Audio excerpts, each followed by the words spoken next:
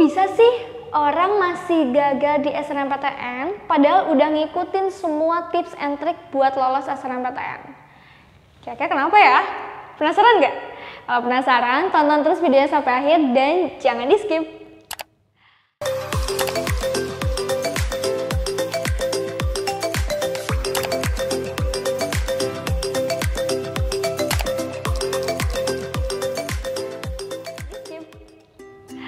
Halo semuanya, balik lagi di GP Media Channel. Udah diawali dengan pertanyaan yang sering banget kalian tanyain ya. Kenapa sih Kak, aku udah ngikutin strategi A, strategi B, tapi kok masih aja belum tembus SNMPTN? Aku mau ngasih tahu dulu nih sesuatu yang penting buat kalian. Jadi guys, SNMPTN itu nggak sesimpel yang kalian pikirkan. Jadi kalian nggak bisa tuh ngisi data SNMPTN tuh ngasal gitu ya, milih jurusannya ngasal, terus cuek aja gitu ya, yang penting kita udah daftar terus nanti bisa ikut seleksinya. Nggak kayak gitu. Kalau kalian berpikir kayak gitu, itulah yang bikin kalian nggak lolos di SNMPTN. Kenapa sih mereka tuh bisa gagal di SNMPTN gitu kan? Terus juga orang-orang di sekitar aku yang pernah gagal di SNMPTN, aku juga udah sempet tanya, apa sih yang bikin kamu tuh gagal di SNMPTN? Dan setelah aku cari tahu semua faktor-faktornya, yang pertama yang paling penting yang bikin kalian gagal adalah ketidaktelitian saat administrasi. Jadi sebelum kalian ikut seleksi kan kalian pasti daftar dulu kan di LTMPT-nya, di websitenya. Terus itu kan pasti ada data-data yang diminta, kayak data pribadi kalian, misalnya tentang kartu keluarga, terus data-data keluarga kalian, data pribadi kalian, nomor NISN, terus data-data akademik, sertifikat, nilai rapot, dan masih banyak lagi. Itu biasanya ada hal-hal yang kalian itu nggak teliti untuk ngisi. Misalnya salah ngisi nomor NISN, salah masukin nilai raport.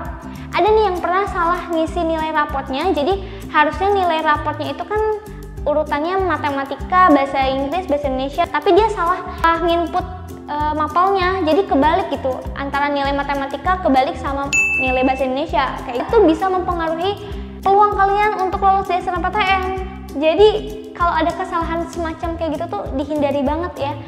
Apalagi kalau di LTMPT itu kan ada yang namanya simpan permanen. Nah, kalau kalian belum yakin, jangan disimpan permanen dulu supaya kalian bisa edit lagi gitu. Nah terus selanjutnya di administrasi ini biasanya kalian itu suka nunda-nunda untuk daftar di menit-menit terakhir tuh ya, atau di hari-hari terakhir kalian tuh baru sibuk masukin data yang dibutuhin buat SNMPTN. Akhirnya servernya down dan kalian nggak bisa untuk memaksimalkan data-data yang kalian masukin. Jadi ya udah deh, asal masuk gitu kan. Ini udah mau penutupan SNMPTN-nya. Dan akhirnya ya mungkin ada yang salah lihat gitu ya. Kalian nggak teliti masukin filenya atau masukin berkasnya. Dan yes, you failed gitu ya. Jadi kalian gagal. Makanya jangan sampai kalian itu ngisi SNMPTN itu di detik-detik terakhir. Ini juga berlaku ya untuk UTBK ataupun seleksi-seleksi yang lain gitu ya. Pokoknya jangan deh di deadline-deadline kayak gitu. Oke, terus yang kedua, selain administrasi, yang bikin kalian gagal di SNMPTN adalah kuota SNMPTN yang semakin berkurang. Nah, kalau ini sebenarnya kita nggak bisa memaksakan diri ya. Ini kan biasanya ketentuan dari LTMPT-nya.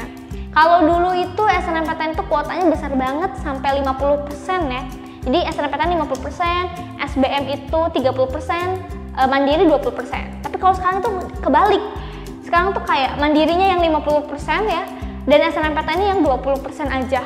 Jadi semakin ketat juga persaingannya dan kalian nggak bisa juga pilih jurusan itu ngasal. Kalian harus lihat kuotanya. Kalau kalian udah masuk siswa eligible, itu kan berarti nggak boleh nyanyain kesempatan kalian kan.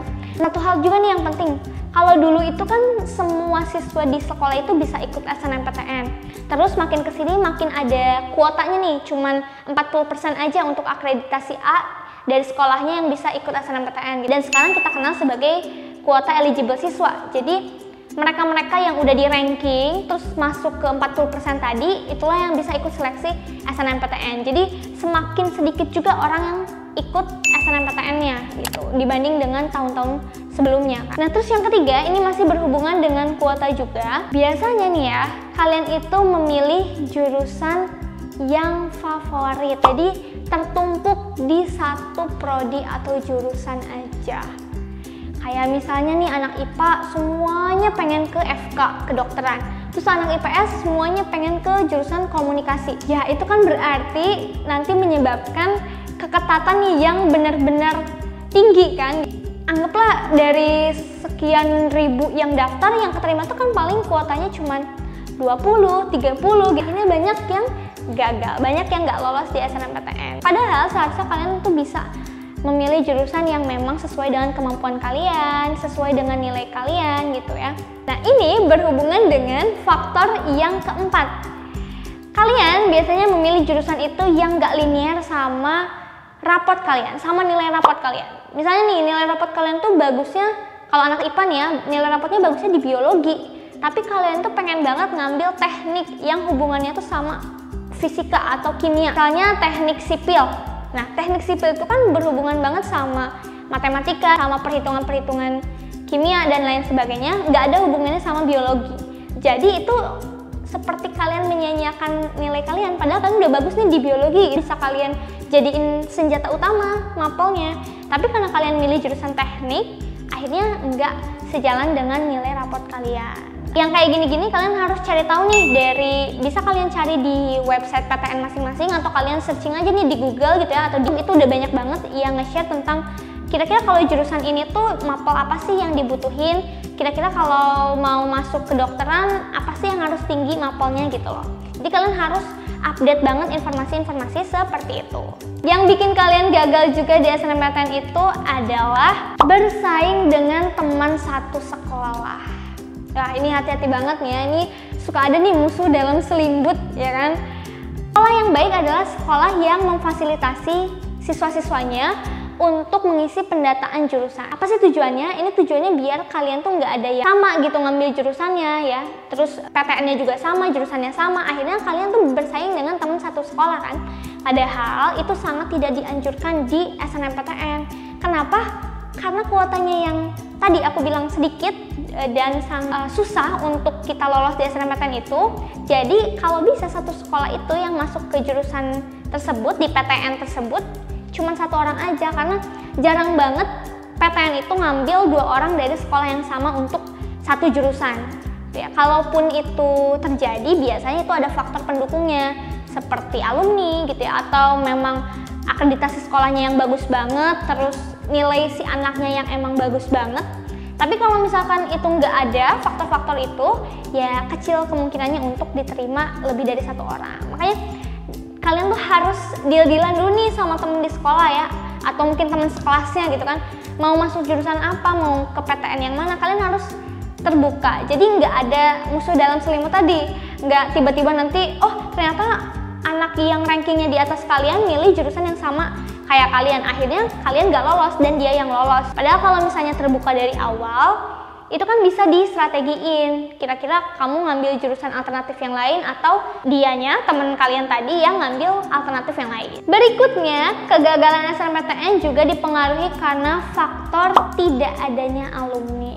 Ini penting banget nih guys, kalian tuh harus tahu data alumni kalian masuk ke PTN yang mana, kebanyakan di jalur SNMPTN. Terus kira-kira jurusan kalian udah ada belum sih kakak kelas yang masuk tahun sebelumnya. Kenapa ini jadi penting banget? Karena biasanya PTN itu bakal melihat track record dari sekolah kan, kayak ini udah berapa orang nih yang masuk ke PTN kita. Semakin banyak alumni dari sekolah tersebut yang masuk ke PTN itu, maka PTN tuh akan lebih percaya ke sekolah kalian. Oh, ini udah banyak nih alumninya yang masuk dan alumninya juga track record di kampusnya bagus. Akhirnya kalian bakal terbuka lebar peluangnya untuk lolos juga di PTN tersebut. Dan yang mesti kalian tahu, kalau misalkan kalian udah ada alumni di jurusan tersebut, biasanya PTN itu akan menjadikan alumni tersebut sebagai patokan kalian untuk bisa lolos. Jadi kan kalian bisa punya strategi yang lebih matang kan kalau punya alumni.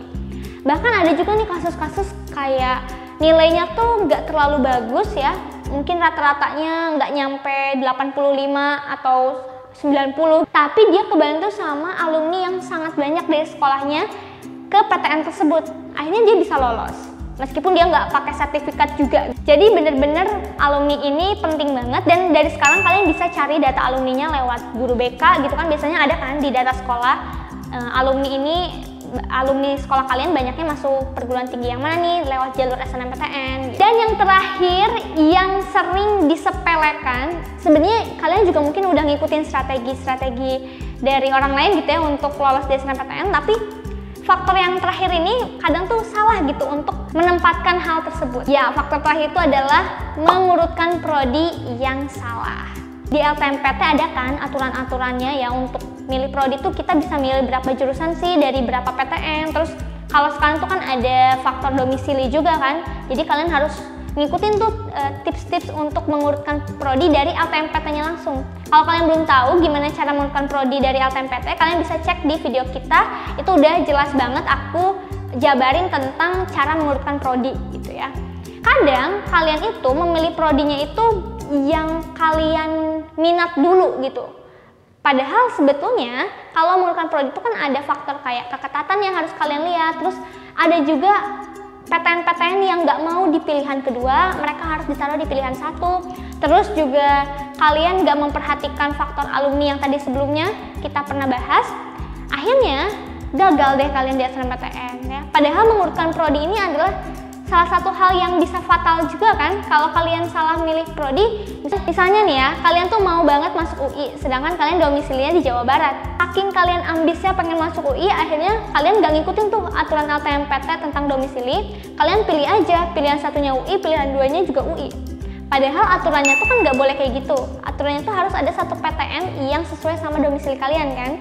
Jadi meskipun kalian ambis nih ya ngambil UI dua-duanya, itu udah otomatis bakal gagal. Kalian nggak akan diseleksi karena kalian nggak memenuhi aturan dari LTMPT tadi tentang prodi. Jadi penting banget ya pengurutan prodi ini, dan kalau salah, udah deh, kalian gagal deh di SNMPTN ya. Ya jadi begitu ya teman-teman ya, itu faktor-faktor yang mesti kalian perhatikan ya. Ini dari survei orang-orang yang sudah pernah gagal di SNMPTN juga, jadi kalian wajib banget belajar dari kesalahan orang lain supaya kalian nggak melakukan kesalahan yang sama. So, good luck untuk SNMPTN 2022-nya. Semoga kalian yang udah nyari tahu nih tentang faktor-faktor ini dari sekarang, kalian bisa mempersiapkan dengan lebih matang, ya kan? Dan kalian juga bisa masuk di PTN yang kalian idam-idamkan. Dan kalau kalian masih penasaran untuk cari tahu tentang SNMPTN, kalian tonton terus aja deh video kita di GAP Media Channel ya.